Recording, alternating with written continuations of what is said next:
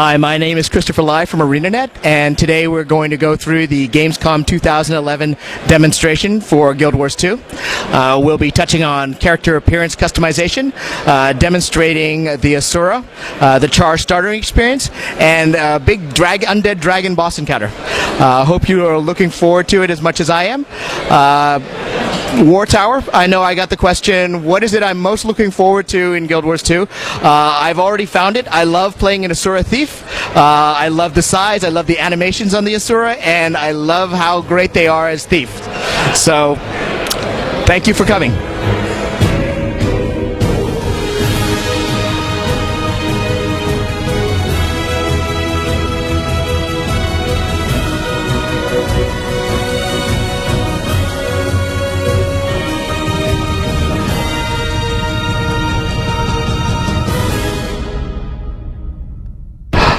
Hello. Okay, my name is Christopher Lai from ArenaNet, and I'm here to talk to you about our Guild Wars 2 demo here at Gamescom 2011. First of all, for those of you who are familiar with the original Guild Wars, you'll remember we launched it several years ago, and it quickly became one of the most successful online RPGs of all time. Today we are at the verge of selling almost 7 million copies of the game, and what's important to note is that the original Guild Wars, while wildly successful, was not what would most people perceive as a true MMO. It was a highly instanced online RPG, and we acquired a huge number of players, but there was always a large debate as to whether it was an MMO or not because of the instancing technology. So when we took a step back to design Guild Wars 2, we decided we wanted to deliver a full fantasy online world and really question everything that people came to think of what makes an MMO. So one of the first things that we need to continue to reinforce is that Guild Wars 2 is a fully persistent MMO. We have huge persistent areas combined with instance areas to provide a very wide range of gameplay. Now, I will talk very briefly about what we consider to be some of the main areas of Guild Wars 2, and then we'll start touching upon those in our demonstration. The top areas for Guild Wars 2 are, first of all, our dynamic event system. One of the ways that we allow you to experience our world is we don't, for example, throw walls of text at you describing what is happening. As you adventure and explore the world, you will actually experience things like dragons landing, which we'll see, centaur invasions, pirates attacking villages, and you will actually immediately be apparent what it is you're supposed to do. This is one of the things that we wanted to create, this dynamic, living world within a fantasy world that we felt that a lot of other games had not managed to achieve. Second of all is our dynamic combat system. Our combat system, we really feel that MMOs suffer a lot from what is considered repetitive combat.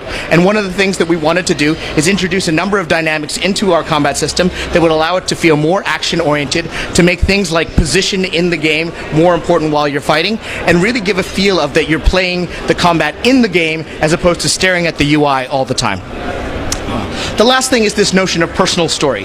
A lot of games, MMOs, suffer from not being able to provide a tightly scripted, customizable personal story because you're sharing it with hundreds of other players in a virtual world.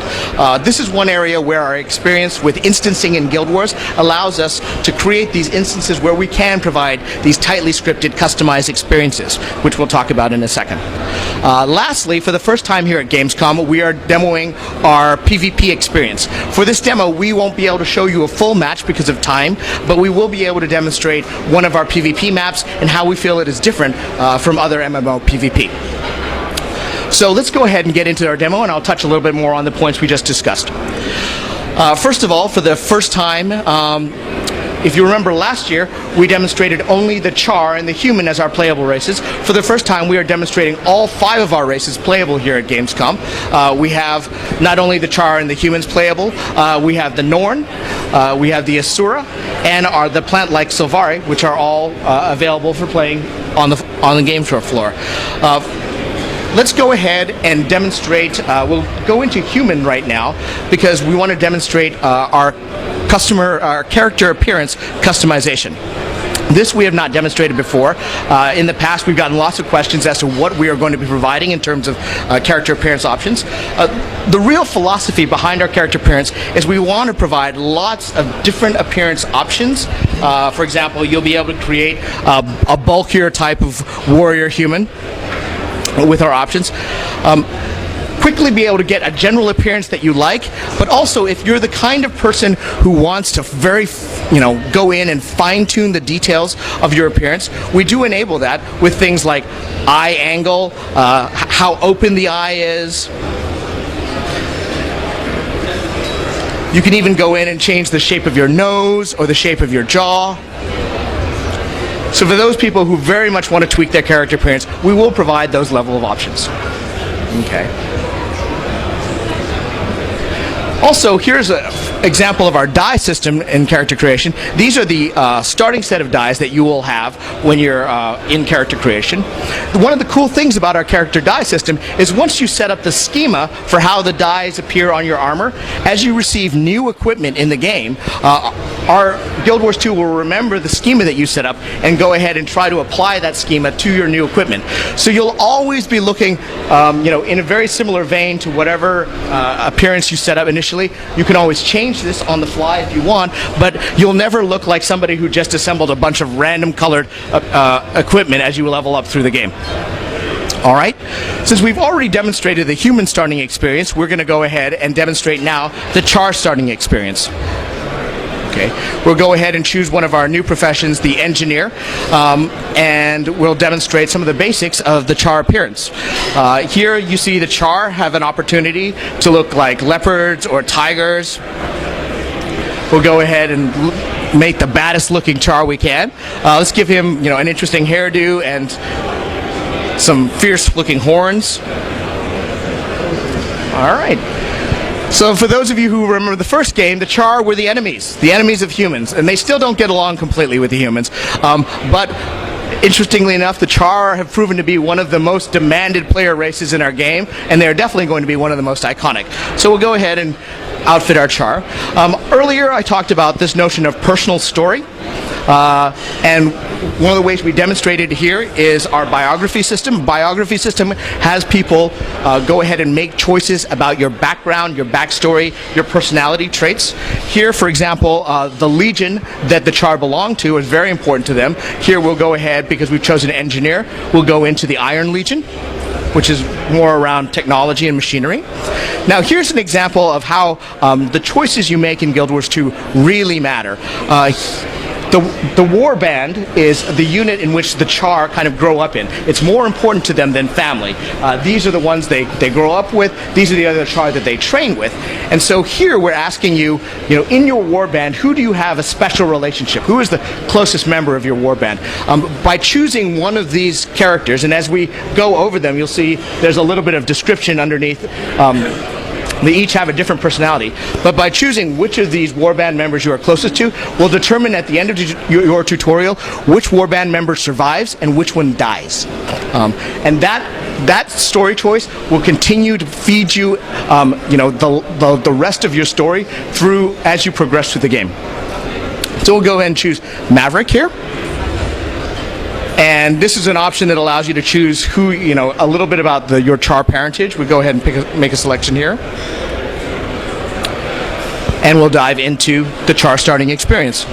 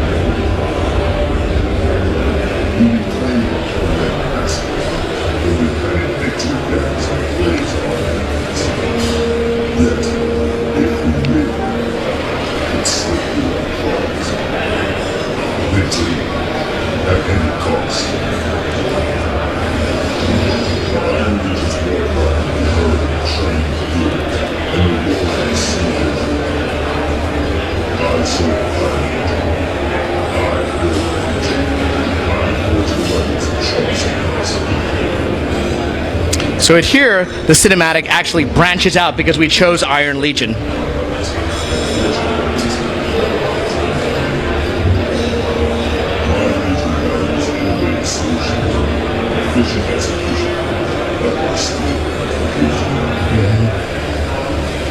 Centuries ago, human stories living satisfies the living dead. Today, the combined arms of Black Citadel will assault the ghost and play Iron Legion territory. I've been summoned to reinforce the road. But the ash-hidden step in the shadows of the Black Legion title free. I will call you machine. This is my story. All right, as we go ahead and load into the char starting experience, I just want to talk a little bit about the cinematic we just viewed. You'll notice that while we definitely have parts of our game that have a high graphical type of technology applied to it, we also don't want to discount the fact that we have one of the best concept art teams in the game's business. And so, for example, a lot of our cinematics are built off of the concept art that has been created for Guild Wars 2. All right, so we're going to go ahead and start the char starting experience. And we can talk a little bit about the combat. If you're not already familiar with Guild Wars 2 combat, we definitely wanted it to feel a lot more action-oriented. So again, you're looking and seeing what's going on in front of you instead of what's happening in your UI. One of the things that we enable in Guild Wars 2 is dodging, the ability to actually evade oncoming attacks and projectiles. Can you go ahead and dodge for me? There you go. All right. And we'll see later on in this demo that that Elijah will be using that a lot more. Okay. If you're familiar with Guild Wars 2 skill system, one of the things you'll notice down here in the skill bar is that we've changed the way you acquire skills in the game. It is actually now based on weapon usage, and as Elijah uses his blunderbuss more and more, his second skill starts to become unlocked. And that will happen all the way through the first 5 skills. We really felt that providing this kind of skill acquisition system gave players a lot more feeling of ownership and investment in how they build up the skills they have access to.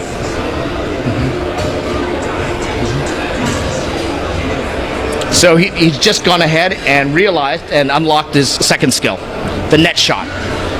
One of the cool things about the engineer profession is that they have all sorts of gadgets and abilities that were maybe not considered typical of a fantasy game. We did feel that adding a profession like the engineer kind of freshened up the way combat works in an MMO.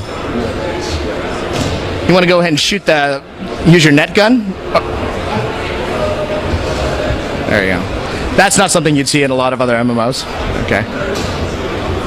All right. All right, go ahead. Let's go ahead and move forward with the rest of the starter experience.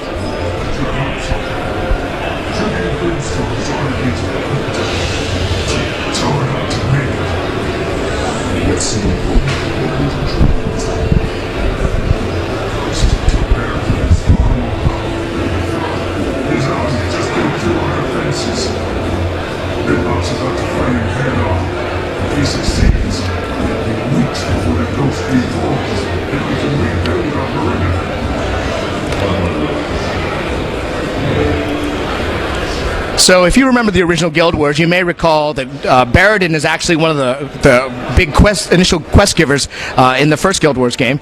In Guild Wars 2, he is now a ghost, cursed to haunt and torment the Char through his undead life. We've just been instructed to assist one of our primary Char heroes, Ritlock Brimstone, in taking the Duke down in his crypt.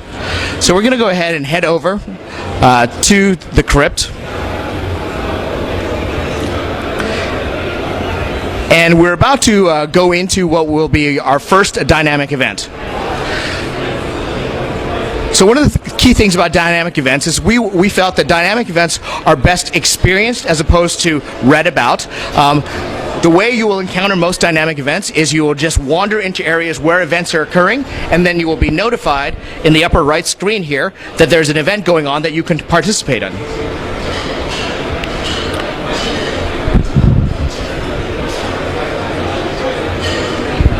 So as you see, automatically we get a visual cue here that we are now entering a dynamic event to kill Baradin's ghost.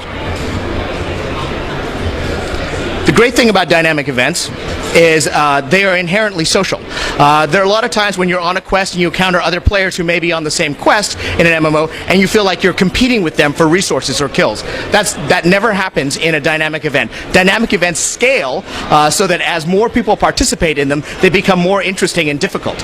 We never want you to resent other players coming in and participating in your dynamic event. That is so counterintuitive to how it would actually work if you were in a fantasy world, and we think dynamic events do a great job of kind of adding that social glue into what it should be an inherently social experience. Okay. So what has happened now is Duke Baradin is now retreated and started possessing one of the statues in his crypt.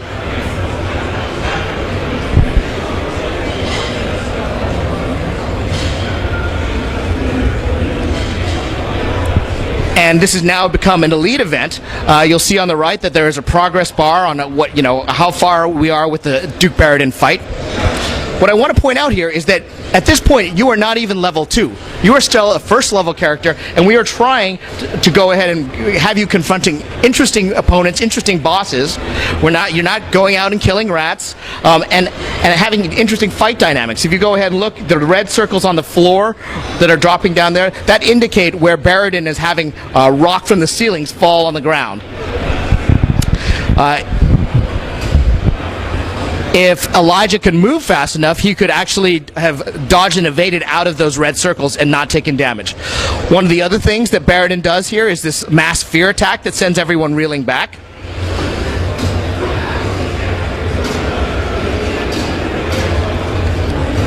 And then lastly, I think he has a significant knockback. Okay. As you can see, there are other players in the event with us, and as I mentioned, as they enter the event, they cause the event to scale up in difficulty. You'll see that Elijah there used his dodge to try and get out of the way of some of the damage that was falling from the ceiling.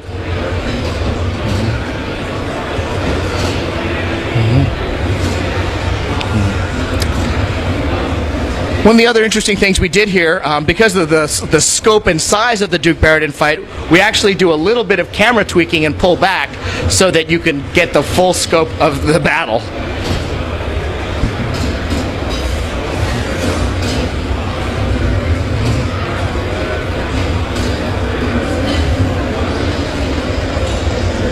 Alright. So it looks like we're almost done with the fight. We should be able to take him down momentarily.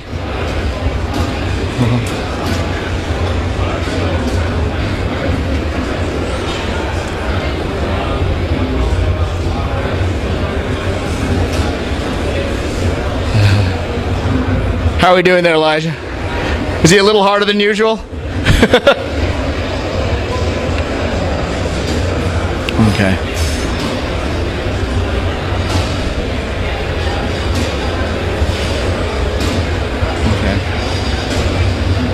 Almost got him.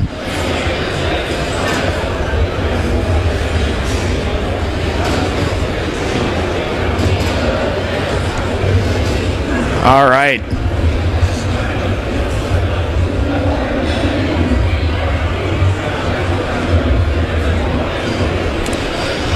Okay. So we'll go ahead for time reasons and move into the higher level content that we've got to demonstrate today.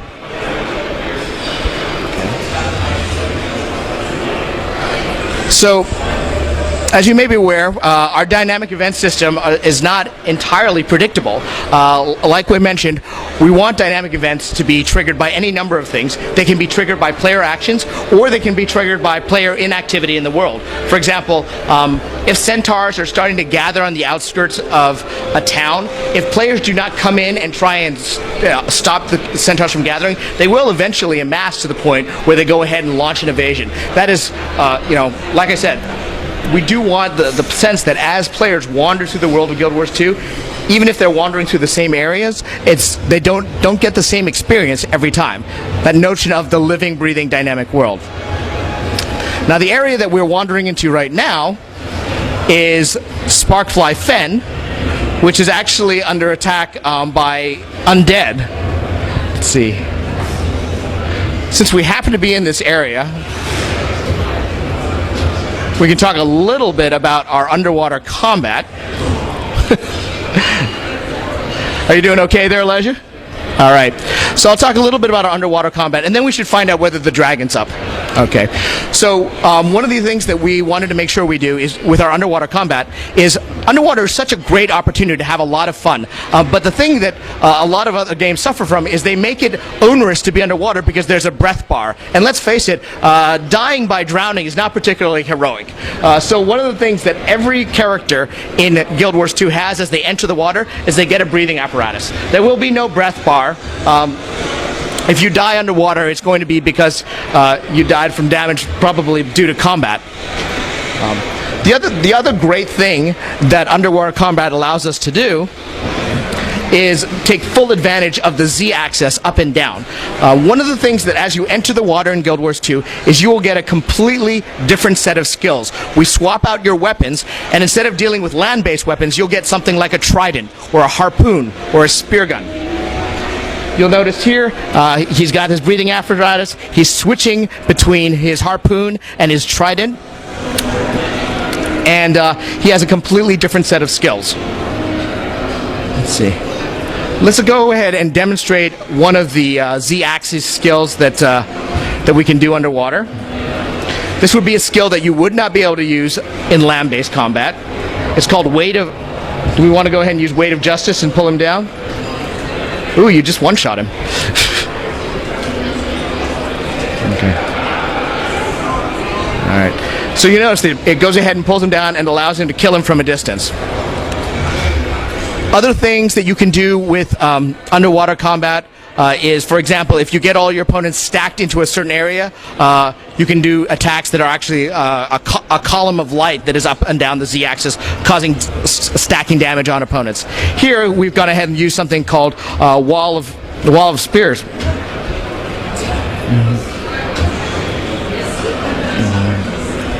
So suffice it to say, we're not going to show a lot of underwater combat, but there's a huge amount of Guild Wars 2 that actually is underwater that you'll want to spend playing and exploring this world without, again, having to worry about dying by drowning. Okay.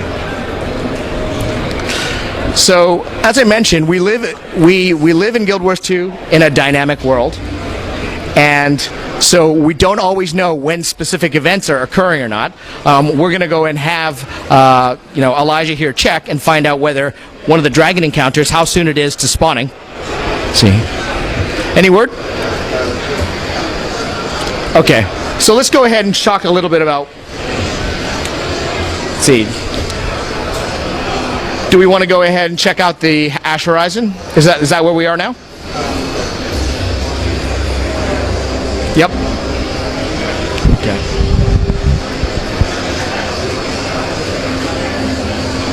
All right. So one of the things here that you'll see is we're going ahead and going into a mid-level event. Here we're asking to recapture Swampwatch Shoreline from the Orient Undead.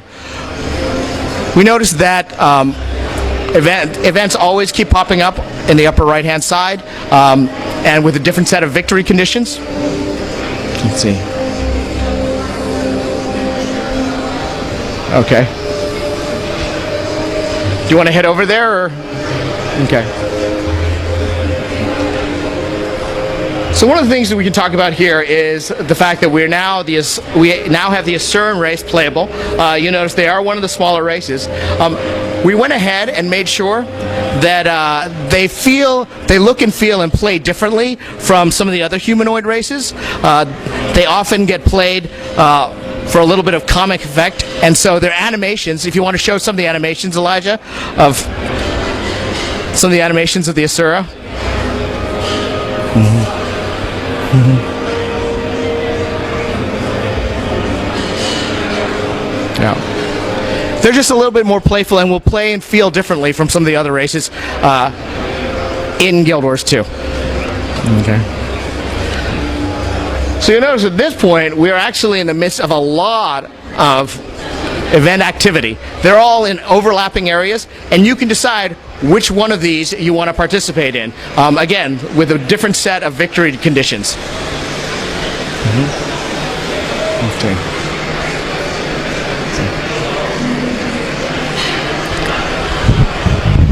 So let's go ahead and find something to fight, and we can talk a little bit about the Guardian combat style. So the Guardians have three. The way the Guardians work is they are a heavy armor profession. They have a number of abilities that allow them to both do damage, burning damage. They allow themselves to heal and regenerate, as well as take damage. So they really are, in some ways, they can be an excellent support profession in groups. If you look up here, they have three what we call virtues that allows them to use abilities on other players in order to make other players do more damage, heal up, or take more damage. One of the other things that they can do is they often drop symbols on the ground that have area affected abilities, both in terms of damage and healing.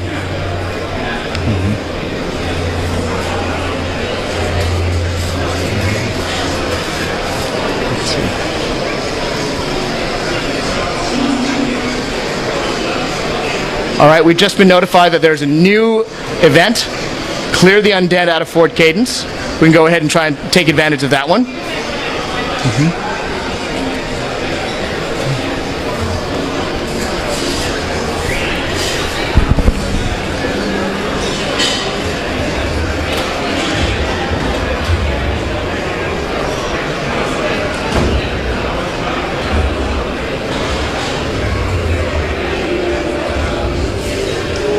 Oh, here we go. The undead have begun swarming this fort, and one of the objectives is for us to take it back.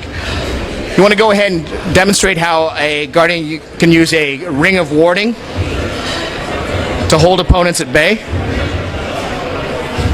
Oh, there we use Banished to knock him back. There's nothing like a little Asura with a hammer to knock back a large opponent. And what Elijah was demonstrating back there, it was the Ring of Warding, which allows him to hold back opponents physically, hold them back on the ground as he attacks them from a distance.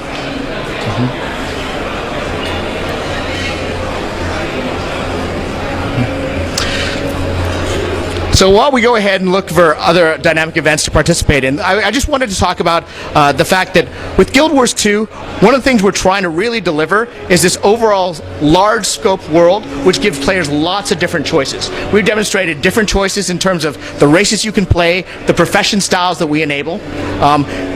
Later we'll show the differences between our PvE and our PvP, but also our dynamic events system is all about flexibility and choice, deciding which events you want to participate in and how. One of the big boss encounters that we're going to demonstrate here is there are a lot of different moving parts, a lot of different ways to participate in the event, depending on your skills and abilities. Let's see. Okay. So Elijah, are we going to be able to spawn the dragon soon, or a couple minutes? Let's see. Well, this would be a good time for me to take any questions while we wait for the next dynamic event to go off. Yes? So, what initially got you to drop the energy cost of spectral abilities? So why did we decide to move away from the energy costs? I think there's a lot of discussion over that. One of the things was the whole potion mechanic, I think, was highly controversial. Looks like the special demo opportunity is up. Excellent. But that is actually something that we should probably talk to one of the skill class designers like John Peters to get the full scoop on. I don't want to speculate on it, but you're right. There has definitely been a change in terms of like how the energy bar is used. Right now, we have the sole use of the energy bar here is to handle the dodge ability. Okay. So the area here, the Orient Coast, is all constantly under undead attack, and so we're going to demonstrate a special demo opportunity that we only do for the Gamescom demo, which will allow us to fight the huge undead dragon Tequatl the Sunless.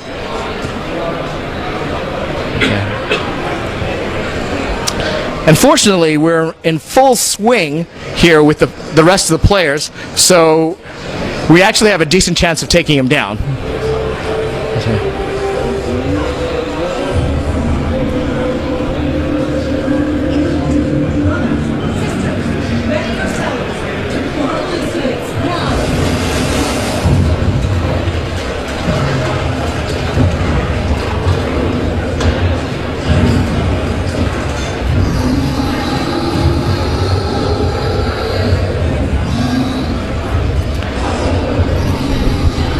So as you can see, this is a dynamic event. It's a lead event that could easily require 10, 20, 40, 100 people to do right.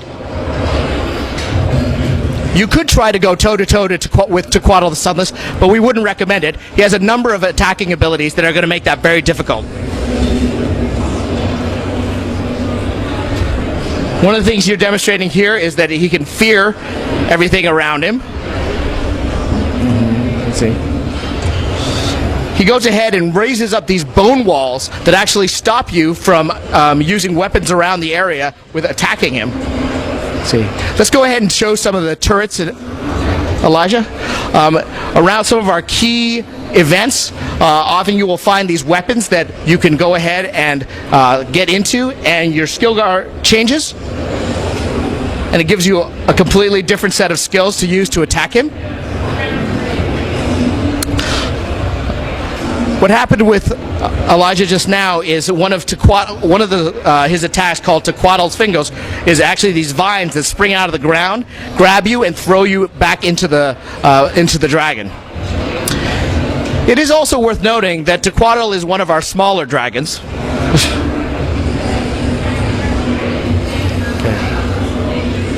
So definitely one of the most effective ways to attack this dragon would be to get into one of these turrets and strike him from a distance. Especially when he goes up into the air. One of the things that Elijah is showing right now is our ability to revive other players.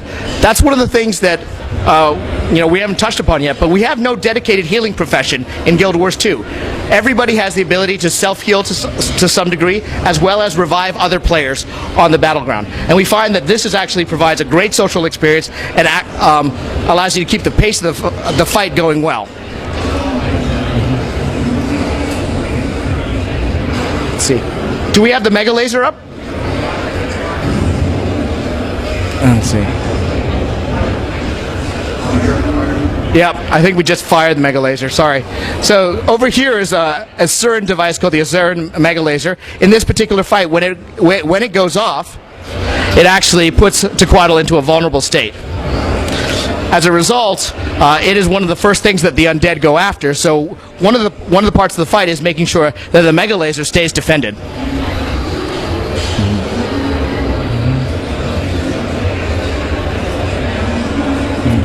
So as you can see, this is a highly involved fight involving many different tactics, many different layers. In other games, you would expect this kind of involved fight to be stuck, hidden away in an instance dungeon somewhere. It was very important for us to take interesting fights like these and bring them out into the surface of the world so many more players could enjoy them.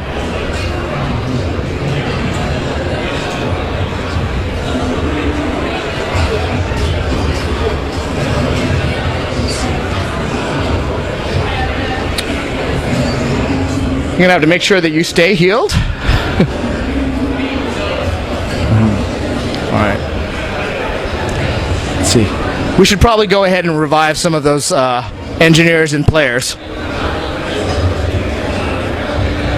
So the important thing, one of the other important things in this fight is to make sure that these engineers who maintain the turrets, weapons, and Mega Laser continue to stay up so that they can provide you weapons to take Tequatl down.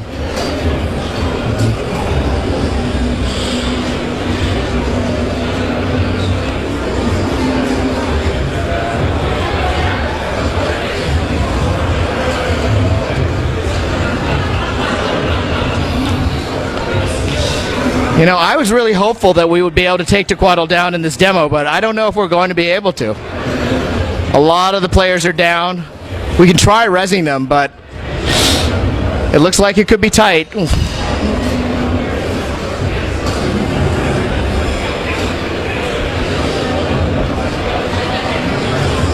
Yeah.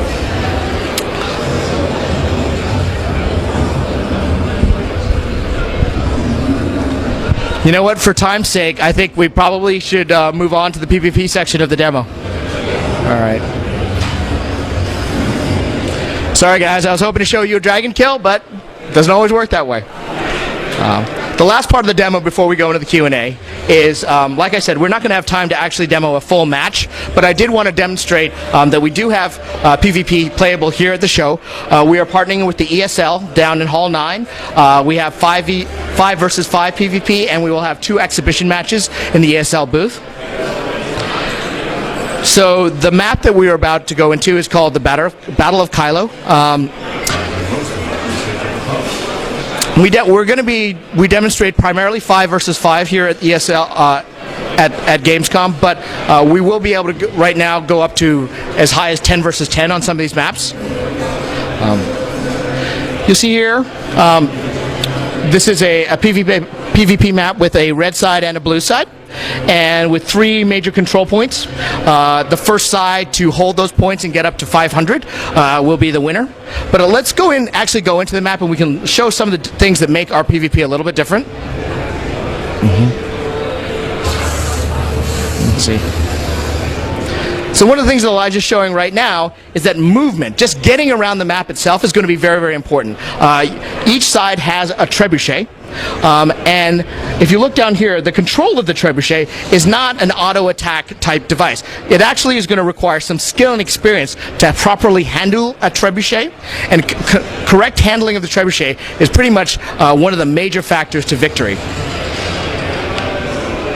Okay. So one of the things that Elijah just demonstrated is that this map is filled with destructible environments. That's very, very different from a lot of other MMO PvP type maps. The cool thing about destructible environments is that it will completely be able to change the way the game play out. How the game flows, what areas are easier to control, what you have access to. These are all going to be changed by what things you choose to destroy with your trebuchet.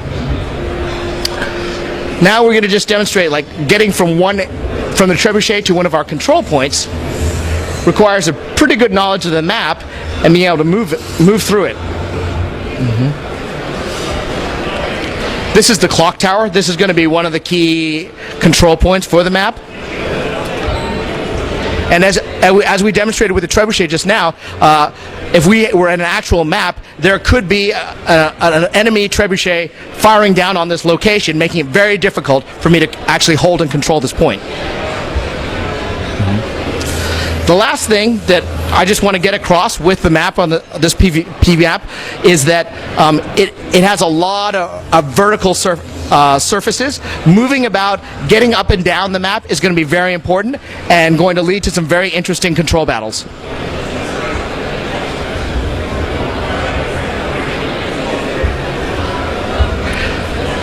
I think that's it. Everything that we have. If you have time, I would encourage you to stop by the ESL booth to actually witness some PvP matches. I think they'll be definitely worth your while. We have a little bit of time right now for some Q&A. Check it out.